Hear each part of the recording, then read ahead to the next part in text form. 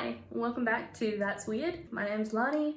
I love weird shit, and this is the channel where I talk about it every Friday, except for last Friday because I was sick. But most Fridays, I'm back here with a new weird thing to talk about. So if you enjoy this video while you're watching, give it a thumbs up, or you can subscribe and you can get in on the ground floor of this weird bonanza. I don't know what I'm talking about. Let's get into it. To round out 2020, I thought I would talk about one of my favorite mysteries from this year. They're just fun. I just think they're neat. We're talking about the monoliths. They've been popping up all over the world for the last few months. If you haven't heard of them, you're probably literally living inside of a monolith. The first one was found in the Utah desert on November 18th by biologists working for the State Department, I think, who were doing a flyover survey. Now, all of the monoliths vary in their construction. They're welded slightly differently, or they use different rivets, they've got different dimensions, all that. But they do have some things in common. Almost all of them are made out of metal. Almost all of them are over 3 feet tall. Usually they're around 8 or 9 feet tall. Some of them are a bit taller, some of them are a bit shorter. And every single one that I saw anyway is 3-sided. So it's like a triangular tube. Since the first monolith was discovered, over 100 have appeared in places all over the world. From the UK to Poland to Belgium to Sweden to Australia, New Zealand, everywhere. They've popped up all over the joint. Most of the time, they disappear as quickly as they seem to have appeared. The one in the Utah desert could have been there for like a month or two before anyone noticed it because it's pretty remote, but they do regular surveys. So it can't have been there for more than a couple of months, but the rest of them seem to kind of pop up overnight in much more populated areas, I guess. Then within a couple of days, they will disappear. It's the mysterious appearance and disappearance of the monoliths that's causing some people to speculate that it's aliens. I remember back when the first couple monoliths were found, we all thought they were the same monolith, or at least the people I followed on Twitter. But after a while, it became obvious that they were built by different people. So following this pattern, the first monolith, a couple of days after it was discovered in the Utah desert and became like an Instagram sensation, it disappeared, causing the alien speculation. However, a group of 4 men were photographed and videoed breaking down the monolith and removing it from the desert. Mike Newlands and Ross Bernards are 2 photographers who were hanging out in the desert, photographing the monolith, having a cool time. They saw 4 dudes roll up with wheelbarrows and break the monolith down and cut it out. And they were apparently more than happy to be photographed and filmed doing it. They said that they were removing litter from the national park. That same day that the first monolith disappeared, a second monolith appeared in Pietra Neamț. And just the same, that one vanished a couple days later as well. A local newspaper, bad local welder, had constructed the monolith, which is a bit harsh, but okay. I didn't look up how to pronounce any of these place names. Why didn't I do that? Now I'm here and I don't know how to say any of them. God damn it. The day after the Romanian monolith disappeared, one appeared on Pine Mountain in Atascadero in California. Sorry, I know I butchered it. This one was removed a couple of days later as well by vandals who had less honorable intentions than the removalists in Utah. They filmed themselves doing the removal and yeah, they didn't want any aliens from Mexico or outer space. This is why the aliens don't come here, okay? Because we're garbage. This is why. They also left a wooden cross in its place, which is just great. Christ is king! Christ is king! Scott C. Waring runs a blog called UFO Sightings Daily over on Tumblr. He was quoted by express.co.uk as speculating that the monoliths could point to an incoming alien invasion, saying that monoliths popping up all over different parts of the world. He said this when there was only like 3. The idea of putting them at points across the world, there could be alien probes to prep for an alien invasion. It should be noted I couldn't find an actual source of him saying this, so I think he may have deleted it once more monoliths started appearing and more people started claiming them as their work. The online news website that I looked at didn't interview him. They pulled these quotes from his blog and I looked everywhere. I couldn't find any mention of the monoliths on his blog, on his Twitter account, nothing. The only monolith he has mentioned is a monolith that apparently is on one of Mars's moons. There's a monolith there, a very unusual structure on this little potato-shaped object. So maybe that'll be another episode. But yeah, like I said, I think he probably deleted it because at first it was like, oh, very mysterious. And then it very quickly became like, kind of like planking, you know? Just erect a monolith in your local town to join in on the fun, that kind of thing.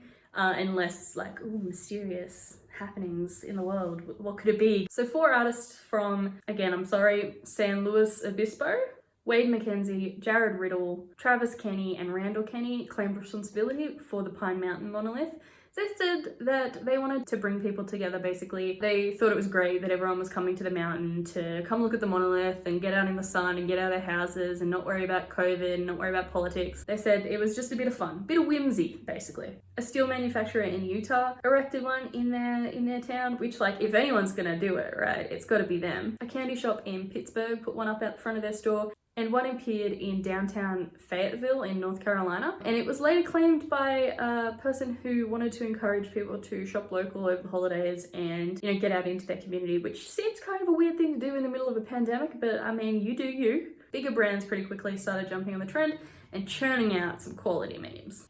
When New Mexico got their monolith in Albuquerque, a Santa Fe art collective called The Most Famous Artist, which runs a group art collective that spans internationally called the TMFA, the Most Famous Art, TMFA community, which is like a global network of artists. It's more like a social network, I guess, like a community rather than an exclusive collective. They started claiming responsibility for the monoliths, and they eventually posted a lot of evidence of them constructing it and putting them up. They had put the first one up in Utah, and members of their community had continued to put them up all over the world, which is how we got them in Poland and Belgium and Australia. They have since started offering a monolith service where if you have like a spare $45,000 lying around, you know, that stimulus money maybe, you could pay them to erect a monolith in a location of your choosing. I don't know how much monoliths typically go for, but that seems pretty steep. That's like a car.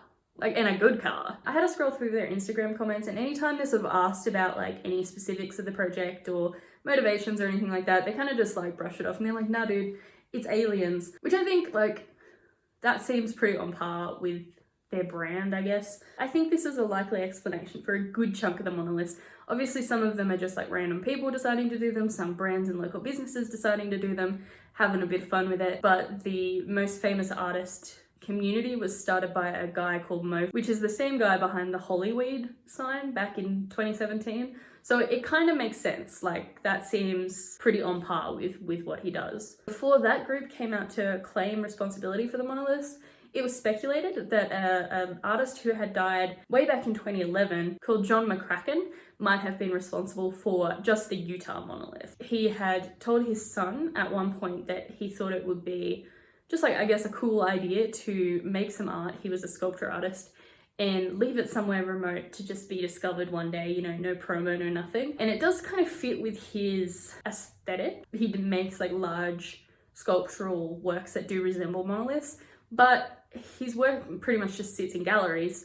And even when he was live, it was all just in galleries. So even though he might want to step out of his comfort zone, it seems way more likely that the Most Famous Artist collective is responsible for a lot of them, and at least the Utah one. For me, it's mostly because he died in 2011 and his son hasn't had any involvement in putting up any monoliths. So that would mean that the Utah monolith has been there since at least 2011, which seems like it would have been discovered. There's regular surveys of the area. They would have spotted it. It's a bright, shiny piece of metal in like a red desert. So to me, that's like the main argument against it. A comedy group in Australia called Auntie Donna teamed up with the YouTube channel I Did a Thing to put up a monolith on the outskirts of Melbourne. They made a video about it, and that for a minute caused people to speculate that the I Did a Thing YouTube channel was behind the whole monolith situation, but they came out and said no, they were just responsible for that one. This one's fun. On Christmas Day in San Francisco, on like a cute little hill overlooking the city, a gingerbread monolith was put up, which is just the cutest thing. Like, people are great, all right? People have been really shitty this year, but this is super cute. It was like frosted and everything. It had little gumdrops on it. I love it. It, of course, later fell down. It wasn't removed. It was just like reclaimed by the elements because it was made out of gingerbread. This isn't the first time that monoliths have been constructed as some kind of art project. Back in 2001, as an ode to the movie 2001: A Space Odyssey, which features monoliths that appear at like turning points in human history, essentially, erected a giant monolith in Magnuson Park on New Year's Day in 2001 as an ode to the movie. But this didn't really become a craze or anything. It was just like a one-off event. Although I feel like if we had better internet and like more time on our hands in 2001, it could have very easily caught on. It's just that this year, so many people were like, we were all itching for a hobby. Why not build a monolith? You know what I mean? Keep the kids off the streets, get them building monoliths. So sadly, it doesn't look like the monoliths were the work of aliens, but I kind of like it better that it was just a bunch of weird humans having fun. Like, that's what we do best. Weird, nonsensical, harmless fun. Nobody's hurt by the monoliths.